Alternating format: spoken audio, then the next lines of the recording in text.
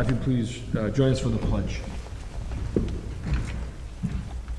I pledge allegiance to the flag of the United States of America and to the republic for which it stands, one nation, under God, indivisible, with liberty and justice for all. Thank you. Staff, would you please call roll? Matt Doublestein. Present. Sarah Ford. Present. Brian McKee. Here. Brian Sheward. Here. Kyle Weathers. Thank you. Is there a motion to approve the agenda for this evening? I'll make a motion to approve the agenda. Second. Motion is second. All in favor? Aye. Opposed? Pass 4-0. And the meeting minutes from November the 2nd. Mr. President, Yes. before we approve the meeting minutes, we did have two spelling errors that will get corrected, but just so you guys are aware, and then we'll repost that. Thank you. Any other items for consideration Yep. or motions?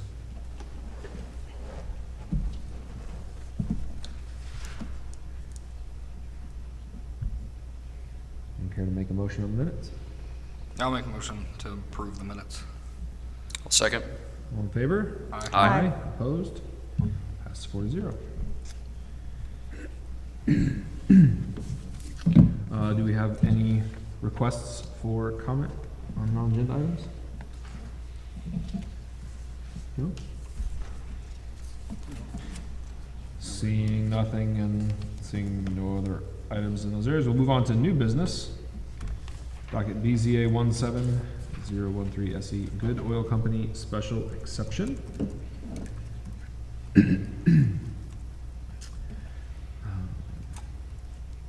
Petitioner present.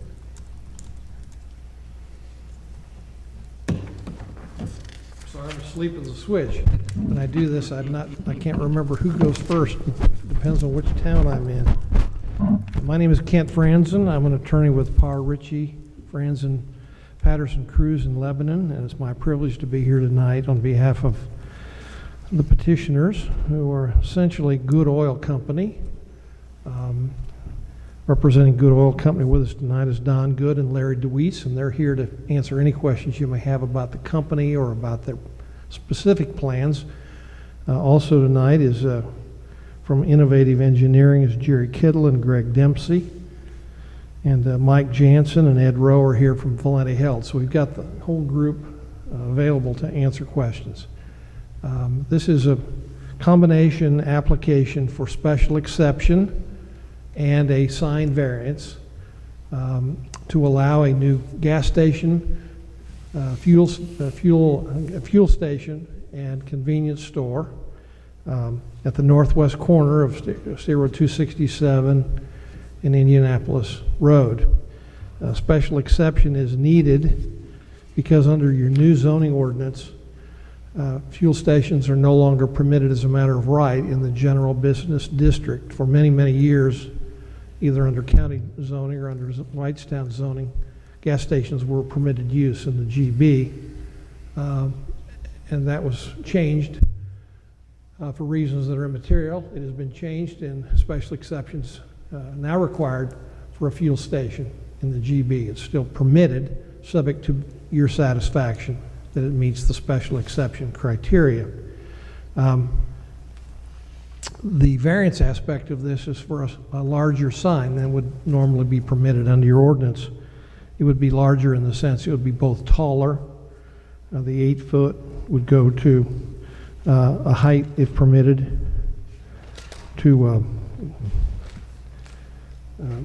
12 feet is what's currently allowed. This proposed to go to 18 feet high, and the square footage would go to 142 feet per side, as opposed to the 80. It's a significant variance. We understand that, but we're going to explain why they need a larger sign, because it will be the only non-building sign out there, and it covers a large linear distance. It's a 2.15 acre site, and as indicated, it's zoned general business. This is going to be the only gas station permitted out in that area, and I say that with some confidence because the Lowe's truck stop that is there was developed with a commitment from the developer, Blenny held, that there would be no other trucks, no other fuel stations in that platted subdivision. But at the time that commitment was made, Blenny Hill did not own this site. So this site is the only site out there that's not subject to that commitment. So it's a second, but it will be the only fuel station that would be permitted in the entire commercial subdivision. They're not yet in a position to identify the type of convenience store, fast food, pizza, hamburger, chicken, tacos, but it will be one of the main name brands as a secondary facility. The convenience store will occupy about 2,500 square feet of the building, and the fuel station would operate about 4,200 square feet of the building. There would be 8 pumping stations under a canopy that would be approximately 15 feet tall. And the building will be to a height of 20 feet, including the parapet. The good news is there'll be no equipment visible from off premises. I mean, the parapet will hide the mechanicals on the roof.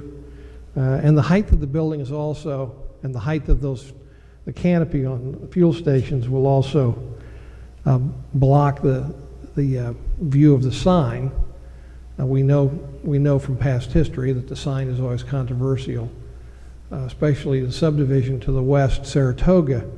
The sign has been designed and located so that it will be perpendicular to the roadway, and therefore from Saratoga you only see the side of the sign. You will not see the sign will not face toward Saratoga. It will face to the north and south. So the building will block the sign. The canopy will block the sign, and the way the sign is configured on the property, it will only be seeing the side of the sign. So it's believed that this sign will not be that much of a problem in this particular location. We also know that there's concerns about traffic out there, and and Whitestown has wanted a traffic signal to be put in by the state at the intersection of Indianapolis Road and 267. We've been told, in fact, today as a result of a meeting with NDOT, that the state is pretty much committed to putting in a traffic signal along that stretch of roadway. They're going to do a study to determine exactly where the signal ought to be. We're fairly confident that they will conclude it should be at the intersection of Indianapolis Road and 267, but it's not been decided. Unfortunately, or fortunately, depending on how you look at it, you've got to have development and more traffic in order to justify the signalization. And so a lot of times people are concerned about the lack of a signal, but until you actually have customers and cars out there, you can't convince the state to do the signal. But we support that. The town supports it. The state indicates they're going to do it. It's just a question of exactly where. The configuration of access in and out of the gas station is also somewhat unique in that the traffic will come in off of the highway and will go in toward the west, and will actually enter the gas station from the west side. You won't have direct access out onto 267. They'll have to use the intersection. You'll have to swing around and come in from the west. You'll have to leave from the west. So it will not be like a number of cuts in and off of that highway or that roadway in addition to the signaled intersection. So that should help with traffic flow. We have provided to you with your packet a picture of the sign, Marathon Station. There's got to be room on there for this convenience store, and that's one of the principal reasons why we need a bigger sign than what the 80 square foot normally would contemplate. There's also pictures of the drawing of the building. You'll see the building is a brick building, a block structure. I shouldn't say brick, I think it's a combination. But it's an attractive building. And from the west, looking at the property from the west or the rear, they will also have the same appearance. So it's not like you're going to see nice facade on the front or the side, and then when you get behind, you'll see something unattractive. It will be, that look and that facade appearance will be maintained throughout. So we've provided also the drawings that show the layout inside the building and the traffic flows and that sort of thing, which you should have. We're happy to provide more detail about any of these particular questions that you might have. I'm happy to answer any questions you might have. Thank you for your consideration. And we serve at your pleasure to answer questions you have. Thank you. Staff, do you have anything to report? As Mr. Franson mentioned, town did meet with NDOT this morning. They do have to conduct a traffic study, but they are looking at putting a light somewhere in between Perry Boulevard and Indianapolis Road to help with traffic.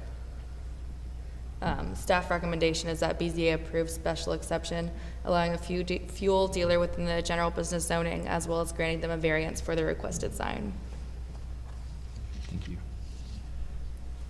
We'll open up for public discussion. Our procedure begins with discussion of support, and I'll note for the members that we have an email provided to us from a Mike Hancock that you can read. It describes support and asks questions about this NDOT conversation. Brittany, has there been any return conversation with Mr. Hancock to answer that portion of his question? Yes, myself and Dax both followed up with him, letting him know that this area of road, although it's within the town, is under NDOT's control, and that this was previous to the meeting that we had, but letting him know that we are speaking with NDOT to make sure that there is some sort of signal just for safety concerns. Thank you. Any other public discussion of support? Or neutrality? Opposition? Any closing remarks from the petitioner? And we'll close. No, sir. Happy to answer questions or Great. address any concerns you might have or talk about the details, but we have nothing else to add at this time. Thank you. Then we'll close the public discussion and move on to discussion from BZA. Are there any questions or comments from the board? I think my only question is I'm having a hard time seeing exactly where the sign is on the site plan. That's kind of where if you could point that out to me. Here, down there in the southeast corner. Trying to make a visual off that back of the house, I think. It's right there. For the record, my name is Jerry Kittle with Innovative Engineering, design engineer for the particular project. So you see the dark rectangle in the very southeast quadrant against the walk path. In that particular location there is where the overhead sign is. Again, it is turned to be perpendicular to 267, so the face of the sign will be visible from 267. It's about 2,300 feet from the Saratoga subdivision, but again, their line of sight will be just the edge of that particular sign. So it was a careful placement when we were looking at where would be the likelihood to place that sign with least offensive to any neighborhood. Staff, I'm having a little trouble pulling up the staff report that it had a diagram in it that included that sight line. Yeah, when I tried to add it onto the PowerPoint, it's very hard to see on the screens for the staff report. Thank you. Thank you. You ask and you shall receive, Mr. President. Yeah, that's helpful. Thank you. Yep.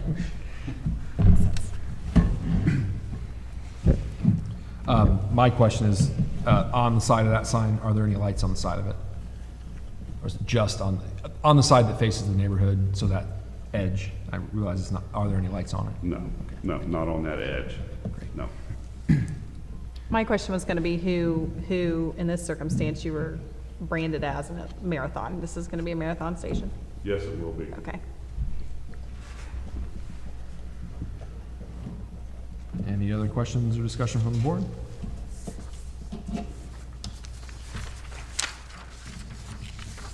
Is there a motion? I make a motion to approve docket BZA 17-013-SE Good Oil Company special exception. I'll second. I guess, and variance. Should that be included in this? Yes. Special exception and variance. I'll second. Further discussion? We have a motion and a second. All in favor? Aye. Aye. Opposed? Passes 4-0. Thank you very much. Thank you. Great, thank you, sir. Staff, do you have anything else for us? I do not. Great, thank you very much. With nothing else on our agenda, is there a motion for adjournment? I just hit that. Is there a motion for adjournment? I'll make a motion to adjourn. I will second. All in favor? Aye. Aye. Aye. And we stand adjourned. Thank you.